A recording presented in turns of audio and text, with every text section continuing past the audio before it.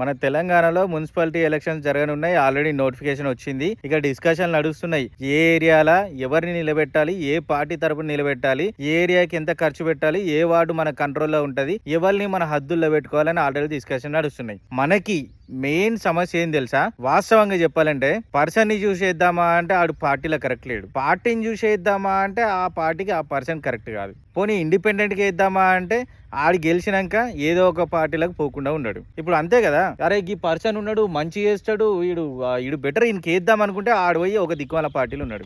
పోనీ పార్టీ ఈ పార్టీ మనది, ఈ పార్టీలో ఎవరు నిలబడ్డా గెలిపిద్దామంటే ఆడు చిచ్చోరగాడు ఉన్నాడు. ఇక చదువుకున్నోనికి వేద్దాం నిలబడుర్రా అంటే అందరు సీనియర్లు నిలబడుతున్నారు. ఏం చేసుకుంటాం అయ్యా సీనియర్లు నిలబడితే? ఒక్కరికి పెన్ను పేపర్ ఇస్తే ఏబీసీలు రావు, 1 2 3 రావు. వీళ్ళని నిలబడితే వీళ్ళకి గెలిపించి మనం ఏం చేసుకుంటాం భయ్యా? పోనీ దీని గురించి మనం ఫైటింగ్ చేసి ఎవరిని తీసుకొద్దామా అంటే చెప్తే వినేటోళ్ళు లేడు. ఆడిచ్చే మందు, చికెన్ ముక్కలు, ఇంత పైసలు గివ్వే అందరికి కావాలి. మనం ఎంత అద్దు ముర్రో అని మొత్తుకున్నా కూడా ఎవడు వినేటట్లేడు. ఇది తెలంగాణలో పరిస్థితి. ఇక మిగతా స్టేట్లలో ఎట్లున్నావు ముచ్చట నాకు తెలియదు. మా తెలంగాణలో అయితే గిదే నడుస్తుంది.